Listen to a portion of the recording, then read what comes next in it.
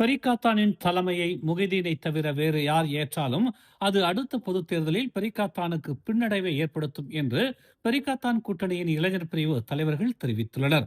இன்று காலை பெரிக்காத்தான் தலைவர் பொறுப்பிலிருந்து விலகிய தான்சி முகைதீன் யாசினை பெர்சாத்து இளைஞர் பிரிவு தலைவர் ஹில்மான் இராம், கிராக்கான் இளைஞர் பிரிவு தலைவர் லீ பூன் ஷியான், எம்ஐபிபி இளைஞர் பிரிவு தலைவர் ஜஸ்டின் பிரபாகரன் ஆகிய மூவரும் புக்கிட் டாமான்சாராவில் உள்ள முகைதீனின் வீட்டில் சந்தித்தனர்.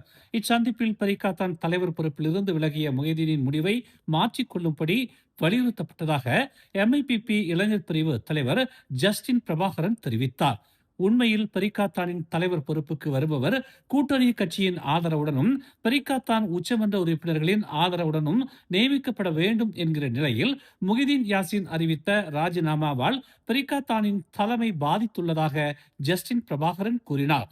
அனைத்து சமூகமும் மதிக்கும் தலைவராக முகைதீன் திகழ்கிறார் என்பதால் அடுத்த பொது தேர்தலில் பெரிக்காத்தான் முகைதீன் தலைமையில் போட்டியிட்டால் மட்டுமே வெற்றி பெற முடியும் என்று இளைஞர் பிரிவினர் நம்புவதால் பெரிக்காத்தானை வழிநடத்த முகைதீனுக்கு அழைப்பு விடுக்கப்பட்டதாக பெர்சாத்து இளைஞர் பிரிவு தலைவர் ஹில்மான் இதாம், கிராக்கான் இளைஞர் பிரிவு தலைவர் லீ பூன் சியான், எம்ஐபிபி இளைஞர் பிரிவு தலைவர் ஜஸ்டின் பிரபாகரன் ஆகிய 3 கூட்டணி கட்சிகளின் இளைஞர் பிரிவு தலைவர்களும் தெரிவித்துள்ளனர். மேலும் செய்திகளை தெரிந்து கொள்ள தமிழ் மலர் இணையதளம், தமிழ் மலர் செயலி மற்றும் மலர் டிவி யூடியூப் சேனலை வலம் வாருங்கள். எங்களோடு இணைந்திருக்க மலர் டிவியை பதிவு செய்து கொள்ளுங்கள். உறவுகள் மகிழ்ந்திட விருப்பம் மற்றும் பகிர்வு சேவையை சொடுக்கிடுங்கள்.